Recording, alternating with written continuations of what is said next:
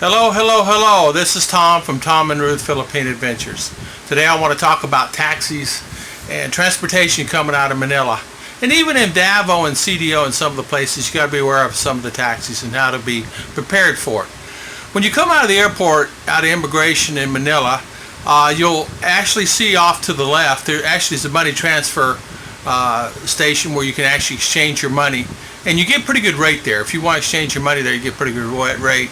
Last time I got, when I was there, 50 to the dollar, and everybody else is at 47, 48 and change. So it's a pretty good place to exchange. You can actually get cell phone service there also, your Globe and your PLDT. All you got to do is give them your phone. They'll exchange the SIM card, keep your existing SIM card, so you can actually use it back in your existing country. And yes, you can use your phone here. So they give you a new SIM card. I got a SIM card for 7 days. I think it was like $3, $5 for 7 days, internet and phone service. So I was able to use my cell phone and things like that. Now, also, when you come out of the airport, you have, if you're doing a connecting flight, you have to go to Terminal 4, which is domestic flights. Off to your right, you'll see access to the bus and ask if it's going to Terminal 4 instead of taking a taxi. Terminal 4 is just basically right around the corner, not even a mile, give or take. So when you do that, ask if it's going to cost you $1 or $2. Just wait for the bus. You have to wait probably 20 minutes. It's the most I've ever had to wait. If you take taxi, they're going to charge you anywhere from $3 to $5. If you have to go further than that, be aware also the taxis themselves will actually charge you more money. And you have to make sure that if you get in a taxi, don't get in the taxi out front. Walk out, walk down, walk around the corner, and walk on down. You'll get a better price on the taxis than when you would there right at the airport. Now, make sure they have a badge, make sure they have a meter, and make sure they're taxis licensed, meaning there's a phone number, things like that. Common practice, what I do, I take a picture. I come in, I'll just take a picture of your license and things like that.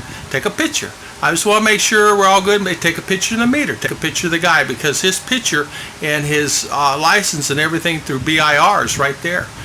So when you do that, it puts them into shock. He's got everything about me. So you can actually turn them in if he overcharges you, things like that. And you'll know when you're being overcharged, because what will happen on a normal taxi ride, depending if you're going to Manila, is really not going to be too bad. On the most expensive side, and I've been all around Manila, it cost me maybe $6. So be prepared, and it's 50 peso per the dollar. So just be prepared that when you do that. Now, when you go to Terminal 4 for your domestic flight, it's really easy access. You get out of the car, you go in through two little security checks, and then you go to the main station to get your ticket and things like that, and then you go through another checkpoint, which is the main checkpoint where they actually look at your luggage and all that stuff. They'll scan your luggage when you first get there, and it's usually pretty fast. I've never had to wait very long, 3 to 5 minutes, not long at all. Usually I just scoot on through, and they're always very nice there. I just want to tell you, be prepared. You can also take a bus to some of the different places there in Manila, but I don't like taking buses. I will not take jeepneys. I will not take tricycles, things of that nature. I'll take a taxi, and I always take a picture of the guy's license, himself, the car, all that stuff. 3 or 4 pictures, you have it, and you have it if there's a problem down the road, or if you leave something in the car, a suitcase, a luggage, a purse, things like that.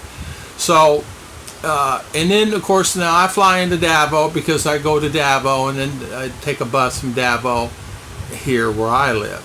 And flying into Davao is also pretty well the same. It's pretty easy. You go in, and it's really nice airport. It's clean. People are very friendly there, and believe it or not, even in Manila, when I go through immigration, they're pretty friendly. They get upset when you get upset, and you're not nice to them. You have to be nice to everybody there, because they're cracking down on expats and everybody coming in with bad attitude. So, you know, and they'll ask you questions, you know, are you married and how long are you here for and things like that. Then a lot of them will ask you, you have an exit ticket. I've only had asked that one time, do you have an exit ticket?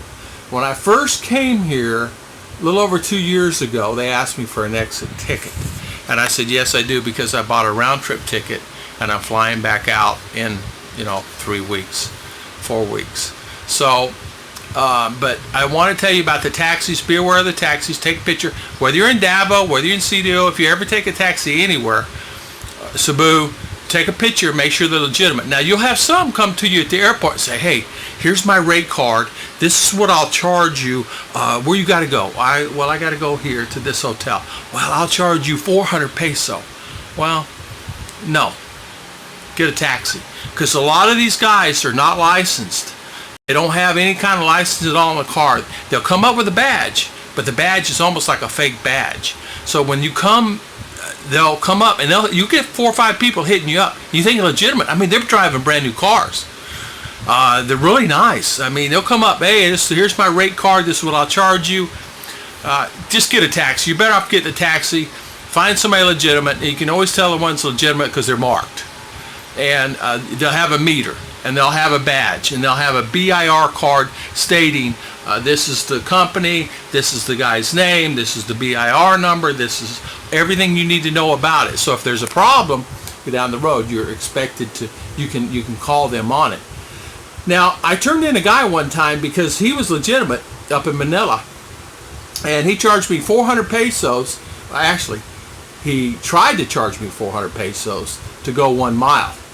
And I said, I'm not paying it. I don't care. I'm not giving you 400 pesos. In fact, I'm going to turn you in. So I pulled out my camera, my phone, started taking pictures. His attitude completely turned around. Oh, I am so sorry, sir. I misspoke. I'm sorry. It's only going to be 300 peso. I said, no. Here is 150 peso. Thank you very much. It was it was less than 100 peso ride. But anyway, it's $3. Come on. What do I care? So at the end of the day, the guy took it, and I got out of the car. And I always am careful about putting my luggage in the back, because the guy can take off with the luggage in the back. Now, not saying that'll happen, but you just have to just be prepared. If I always have a small suitcase. I don't have many. I always have a small suitcase and a carry-on, a backpack, and I just put it in the seat with me. If I have to, I throw it in the front seat. So I got the door open, I got them both open, and I'm pulling them out. And usually there's people around that will help you get the stuff out if you go in the bus station or you come to the airport, because they want a little tip. And they get money from the taxi cab guy that's actually there. So what they do, they open the door and say, hey, I got you a customer here. And they give them 20 peso or 10 peso or something like that. Now, tricycles would charge you anywhere 10 peso, 20 peso, 30 peso, depending on how far you go and how many people's involved. We always pay where I live. My daughter pays 3 peso one way and 3 peso back. My wife and I, all 3 of us, we pay 20 peso. So we pay, what, 50, 40 cents, 30 cents for a trip to town and back. So it's pretty cheap, transportation. It's cheaper than cranking up that car, going down, trying to find a parking spot. Now that is another video of itself. Trying to find parking. Now that's the thing. You want to buy a car here in the Philippines, you might rethink on how you're going to do that and where you're going to park it. Because parking is getting to be a problem here in the Philippines no matter where you go. You go to Davao, you go somewhere, and they charge you anywhere $3 to $5 per day to park your car. So if you're staying at a hotel, there's 300 peso they charge, so that's $6. So there you go, per day. So you got to think about that also. So really, you know, and I'll go another video, but I'm thinking about maybe buying my own tricycle. They have many tuk-tuk, Indian style tuk-tuk. Some have doors, some have air con in them. It's just a 200cc motor or a multi-cab. But even that, you're getting into big cars. But if you have a small tuk-tuk, it'll hold anywhere from 3 to 5 people, and you can get in and out easy and do all the shopping you have to do. Because I never really need a car. People say, well, buy a car, buy a new car. Well, you're paying, $20,000, $30,000 on a car for what? To set in a driveway? So you can buy a tuk-tuk for $2,000. maybe 3,000, and you can have it rest your life. You know, it's just a 200cc. They're very nice. A seat in the front, usually a seat right behind, a seat on each side of the driver, and then a seat in behind, and sometimes there's a dual seat. So, all right, this video is long enough. Thank you for watching, and please hit subscribe.